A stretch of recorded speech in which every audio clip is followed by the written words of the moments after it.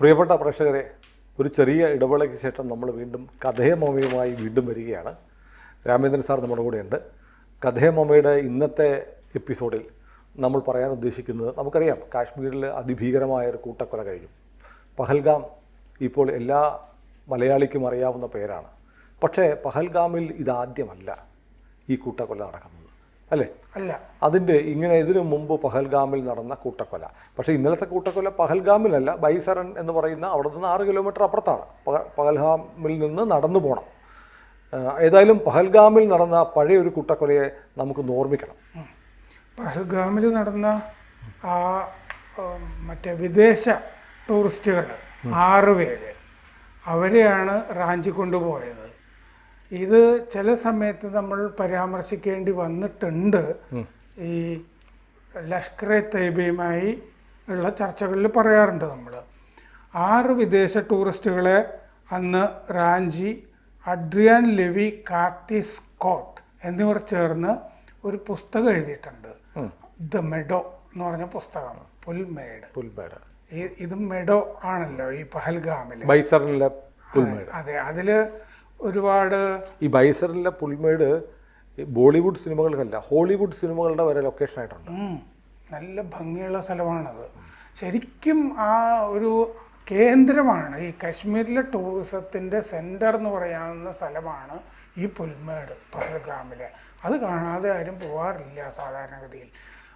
മറ്റേ തടാകത്തിൽ ബോട്ടിങ്, വൈഷ്ണോദേവി, ഇങ്ങനത്തെ കാര്യങ്ങളൊക്കെ ചെയ്താലും പഹൽഗാമിൽ ഈ കുതിര സവാരി എന്നുള്ളത് പ്രധാനപ്പെട്ട കാശ്മീർ യാത്രയുടെ ഭാഗമാണ്.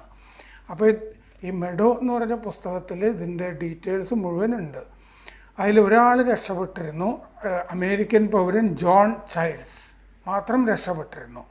നൊർവീജിയൻ നാടക കലാകാരൻ, നാടക നടനുമൊക്കെ ആയിട്ടുള്ള ഹാൻസ് ക്രിസ്ത്യൻ ഓസ്ട്രോയെ കൊന്നിരുന്നു ഈ റാഞ്ചി കൊണ്ടുപോയ ശേഷം.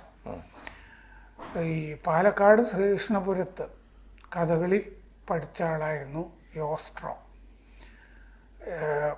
മെയ്യിൽ അരങ്ങേറ്റം നടത്തുകയും ചെയ്തിരുന്നു കഥകളിയിൽ. അത് കഴിഞ്ഞ് അരങ്ങേറ്റം കഴിഞ്ഞിട്ട് ഇന്ത്യ ചുറ്റിക്കാണണം എന്ന് പറഞ്ഞിട്ട് പോയതാണ് ഈ പഹൽഗാമിലേക്ക്. ആ യാത്രയിൽ വെച്ചിട്ടാണ് റാഞ്ചപ്പെട്ടത്. ഈ പടിഞ്ഞാറൻ ശക്തികൾ ഇസ്ലാമിനെതിരാണ് എന്ന വിശ്വാസം കൊണ്ട് റാഞ്ചുമ്പോൾ അവരെ തന്നെ റാഞ്ചണം, ഇന്ത്യക്കാരെ അല്ല റാഞ്ചേണ്ടത് എന്ന് തീരുമാനിച്ചു തന്നെയാണ് ഇവരെ റാഞ്ചി കൊണ്ടുപോയത് പഹൽഗാമിൽ നിന്ന്. അന്ന് പോൾ വെൽ, കീത്ത് ഗെയിൻ, 2 പേരും ബ്രിട്ടൻ, ഡൊണാൾഡ് ഫ്രെഡ് യാച്ചിങ്സ് അമേരിക്ക, സിർക്ക് ഹസർട്ട് ജർമ്മനി, ഇത്രയും പേരെ റാഞ്ചി കൊണ്ടുപോയി. അവരെ മോചിപ്പിക്കാനായിട്ടുള്ള ശ്രമമൊന്നും വിജയിച്ചില്ല. ആ കാലത്ത് നരസിംഹറാവു ആയിരുന്നു പ്രധാനമന്ത്രി. മോചിപ്പിക്കാനായിട്ടുള്ള പ്രത്യേകിച്ച് ശ്രമങ്ങളൊന്നും നടത്തിയില്ല. ഈ കാര്യങ്ങൾ സർക്കാർ ഉദാസീനത പുലർത്തിയെന്ന് പുസ്തകത്തിൽ പറയുന്നുണ്ട്. നമ്മളായിട്ട് പറയേണ്ട, പുസ്തകം അവർ വളരെ അന്വേഷിച്ചിട്ട് എഴുതിയതാണ്. അതിൽ കോൺഗ്രസ് സർക്കാർ പ്രത്യേകിച്ചൊരു നടപടിയും ഇവരെ മോചിപ്പിക്കുന്ന കാര്യത്തിൽ ചെയ്തില്ല എന്ന് പുസ്തകത്തിൽ പറയുന്നുണ്ട്.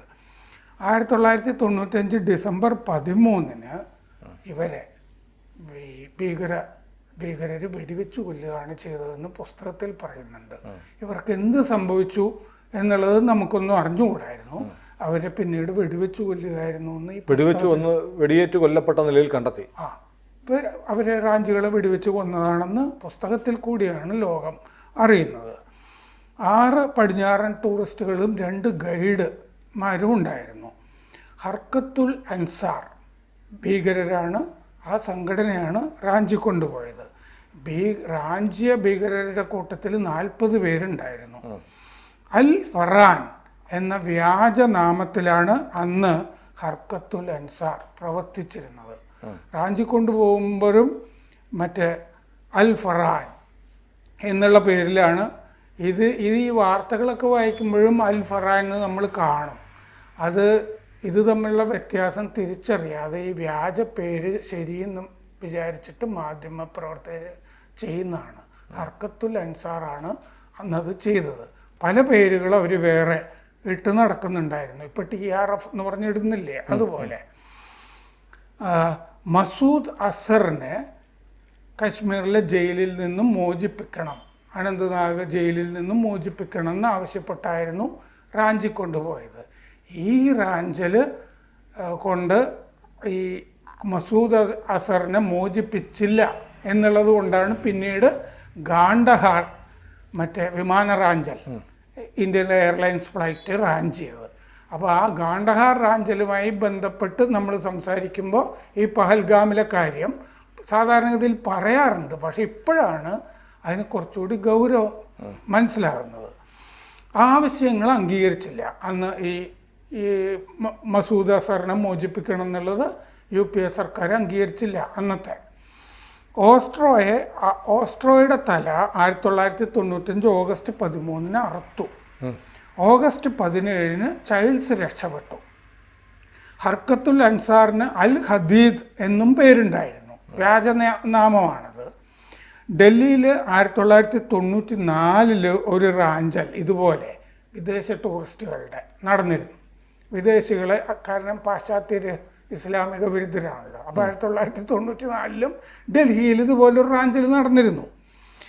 അഹമ്മദ് ഒമർ സയ്യിദ് ഷെയ്ഖ് ആണ് അന്ന് ഈ റാഞ്ചുകളുടെ നേതൃത്വം വഹിച്ചിരുന്നത്. ഹർക്കത്തുൽ അൻസാർ തന്നെ അയാളെ പിടിച്ചു. പിന്നെ ആണ് അൽ ഫറാൻ എന്നുള്ള പേര് ഈ സംഘടന സ്വീകരിച്ചത്. അതിനുശേഷം അനന്ത്നാഗിലെ ഹവത് നാറിൽ ഒരു ബസ്സും ഈ അൽ ഫറാൻ എന്നുള്ള പേരിൽ റാഞ്ചി, ആ പേരിൽ തന്നെ റാഞ്ചി. ഈ മറ്റേ 6 വിദേശികളെ റാഞ്ചിയ ശേഷമുള്ള പ്രസ്താവനയിൽ ഇവർ വ്യക്തമാക്കി, ഇസ്ലാമിക വിരുദ്ധ ശക്തികൾക്കെതിരെയാണ് ഞങ്ങളിത് ചെയ്തത്, പാശ്ചാത്യ ശക്തികൾ ഇസ്ലാമിക വിരുദ്ധരാണ്. ഓസ്ട്രോയുടെ ജഡം കിട്ടിയിട്ട് അത് പോസ്റ്റ്മോർട്ടത്തിന് all India institute of medical സയൻസസിൽ കൊണ്ടുവരുന്നായിരുന്നു ഡൽഹിയിൽ. അവിടെ TD ദോഗ്ര എന്ന ഡോക്ടറാണ് അത് പോസ്റ്റ്മോർട്ടം ചെയ്തത്. പോസ്റ്റ്മോർട്ടം ചെയ്യുമ്പോഴാണ് കണ്ടത് ഓസ്ട്രോയുടെ നെഞ്ചിൽ അൽ ഫറാൻ എഴുതിയിട്ടുണ്ട് എന്ന് കുത്തി ഉണ്ടാക്കിയിരുന്നു. ആയുധങ്ങൾ കൊണ്ട് കുത്തി അൽ ജീവനോടെ ചെയ്ത അൽ ഫറാൻ എന്ന ചോരയൊക്കെ കട്ടുപിടിച്ചിട്ട് അൽ ഫറാൻ എന്നൊരു മുറിവ് പോലെ അൽ ഫറാൻ എന്ന് ഓസ്ട്രോയുടെ നെഞ്ചിലുണ്ടായിരുന്നു. എത്രമാത്രം ക്രൂരതയാണ് ഈ ചെയ്യുന്നത്. ഈ മതാന്ധത എന്ന് പറഞ്ഞാൽ എവിടം വരെ ചെല്ലും എന്നുള്ളത് നമുക്കറിയാം. റാഞ്ചുകളിൽ 4 പേരെ നേതാവ് അബ്ദുൽ ഹമീദ് തുർക്കി ഉൾപ്പെടെ ഈ ഇന്ത്യൻ ഭടന്മാർ കൊന്ന് 9 ദിവസം കഴിഞ്ഞിട്ടാണ് ഈ 4 റാഞ്ചുകളെ കൊല്ലുന്നത്. അപ്പോൾ ഈ മെഡോ എന്ന് പറഞ്ഞ പുസ്തകത്തിൽ പറയുന്നത് റാഞ്ചുകളെ അൽ ഫറാൻ എന്ന് പറഞ്ഞ ഈ സംഘടന ഗുലാം നബി മിറിന് വിൽക്കുകയായിരുന്നു എന്ന് പറഞ്ഞ് വേറൊരു ഭീകരന് വിറ്റു. എന്ന് പറഞ്ഞാൽ ഈ രക്തസാക്ഷിയായി കഴിഞ്ഞാൽ മുകളിലേക്ക് ചെല്ലാൻ പറ്റുമല്ലോ. അപ്പോൾ വേറൊരു ഭീകരനെ സ്വർഗത്തിൽ പോകാനുള്ള ഒരാളെ തന്നേക്കാം. അങ്ങനെ മേടിച്ചു. ഗുലാം നബി മിർ ഡിസംബർ 24 കൊന്നു ഇവരെ എന്നാണ് പുസ്തകം. അയാൾക്ക് ഹൂറികളൊക്കെ ഉറപ്പായി നേരത്തെ. മുസ്ലിം മുജാഹിദ്ദീൻ നേതാവായിരുന്നു ഈ മിർ എന്ന് പറഞ്ഞ ആള്. അയാളുടെ ശരിക്കുള്ള പേര് ആസാദ് നബി എന്നാണ്. ഇതാണ് പഴയ പഹൽഗാം കഥ. പക്ഷെ ഇതൊന്നും നമ്മൾ സത്യത്തിൽ ഈ ഇപ്പോൾ കഴിഞ്ഞ ദിവസങ്ങളിലൊക്കെ പത്രങ്ങൾ 2-3 പേജൊക്കെ മലയാളത്തിലെ പത്രങ്ങളും വാർത്ത നിരത്തുന്നുണ്ട്. പക്ഷെ അതൊന്നും ഈ പഹൽഗാമിലെ പഴയ കഥ പറഞ്ഞു കിട്ടില്ല. ഈ മെഡോ എന്ന് പറഞ്ഞ പുസ്തകമൊന്നും ഇവിടുത്തെ പുസ്തകശാലകളിലൊന്നും ലഭ്യമല്ല, അറിയപ്പെടുന്നത് ബുക്ക് കിട്ടാനില്ല. അങ്ങനെയൊന്നും ഈ അറിയപ്പെടുന്നതല്ല. സത്യത്തിൽ ഈ നമ്മുടെ ഈ മതാന്ധതയെ അംഗീകരിക്കുന്നവരാണല്ലോ ഇവിടുത്തെ മുഖ്യധാരാ മാധ്യമങ്ങളും. അതുകൊണ്ട് അവരിത്തരം കഥകളൊന്നും പറയില്ല. അതാണ് പ്രശ്നം. ഈ നമ്മൾ തന്നെ അമർനാഥ് യാത്ര എത്ര തവണ ആക്രമിക്കപ്പെട്ട കാര്യങ്ങൾ പറയും. അത്തരം കാര്യങ്ങൾ അതിൽ ഈ മുസ്ലിം പേരുകൾ വരുന്നത് ഇതൊക്കെ മുഖ്യധാരാ മാധ്യമങ്ങൾ ഒഴിവാക്കും. ഇപ്പോൾ KA ഗിരിജ എന്ന് പറഞ്ഞ സുഹൃത്ത് എനിക്കൊരു സന്ദേശം അയച്ചിരുന്നു. അവർ ഈ പഹൽഗാം ആക്രമണത്തിന് മുമ്പ് കശ്മീരിൽ പോയിരുന്നു. അവർ പഹൽഗാമിൽ ചെന്നിട്ട് എവിടെ നിന്നാണ് നിങ്ങൾ വരുന്നത് എന്ന് അവിടെ കുറേ ആളുകൾ ചോദിച്ചിരുന്നു, ഈ കുതിര സവാരിക്കാരുമൊക്കെ. ഞങ്ങൾ കേരളത്തിൽ നിന്നാണ് എന്ന് പറഞ്ഞപ്പോൾ എവിടെ നിന്ന് എന്ന് ചോദിച്ചു. കൊച്ചിയിൽ നിന്ന് എന്ന് ഇവർ പറഞ്ഞു. അപ്പോൾ അവർ തിരിച്ചു ചോദിച്ചു, അവർക്ക് കൊച്ചി ഒന്നും അറിയില്ല, മലപ്പുറത്ത് നിന്നാണോ എന്ന് ചോദിച്ചു. മലപ്പുറം നന്നായിട്ട് അറിയാം, കശ്മീരിലും അറിയാം മലപ്പുറം. കൂടുതലൊന്നും പറയണ്ടല്ലോ. കൂടുതൽ വാർത്തകളും വിശേഷങ്ങളും നിങ്ങളിലേക്ക് എത്താൻ ABC മലയാളം സബ്സ്ക്രൈബ് ചെയ്യുക, ബെൽ ബട്ടണും അമർത്തുക.